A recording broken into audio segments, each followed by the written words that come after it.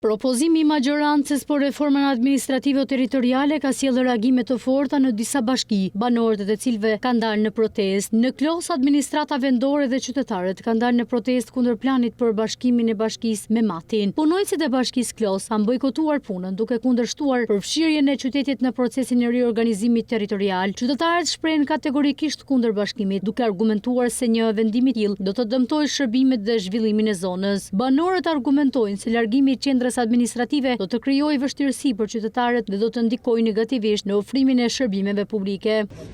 Sot nuk jemi mbledhur thjesht për të diskutuar një ndryshim administrativ. Jemi mbledhur për të mbrojtur identitetin, përfaqësimin dhe të ardhmen e bashkisë Klos. Ma mirë ja bën Roma që e shem, se këta janë të marruar, janë frikë ca kret, na ka prerë bilet të varrimit, domethënë mas 8 muajsh, edhe të gjithë janë frikë ca, kanë frikë me kërku drejtën e vet. Unë çuditem, më mirë na bën Roma ne. U bë rruga Arbrit. Tani na çkem prap ka Shopeti. Shpungimi na ka Shopeti. Me 3000 lekë vjetra, unë shkem Tiranë, jo çkem burrek, paguaj taksat. Kjo e hallet e mia. Para ne i bëj thirrje të gjithëve, sigurimi, të gjithë protestë në Tiranë, me gjithë protestuesit të bashkove ti në Flambingëve që thotë Roma, dhe na jo po na shkel me kam. Bizneset janë një të mbaruar.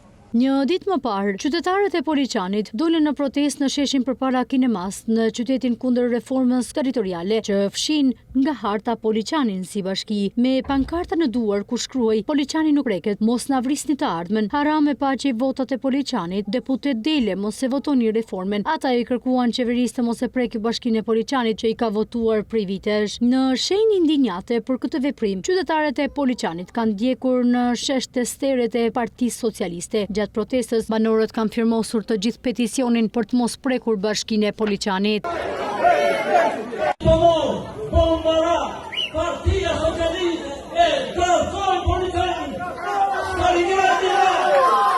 Kryetari i Partisë Socialiste të Poliçanit, Erion Zyliftari, ka dhënë në shesh dorëheqjen nga Partia Socialiste, duke deklaruar se kjo po e bën qeveria me Poliçanin është një padrejtësi dhe një turp i madh. I bëj thirrje Partisë Socialiste që Bashkia e Poliçanit të qëndrojë.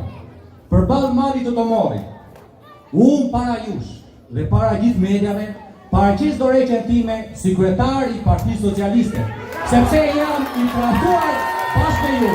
Kërkesat e partisë nuk duhet t'i mbajnë me ky popull dhe këta njerëz që e kanë votuar. Unë jam me popullin, nuk jam me partinë.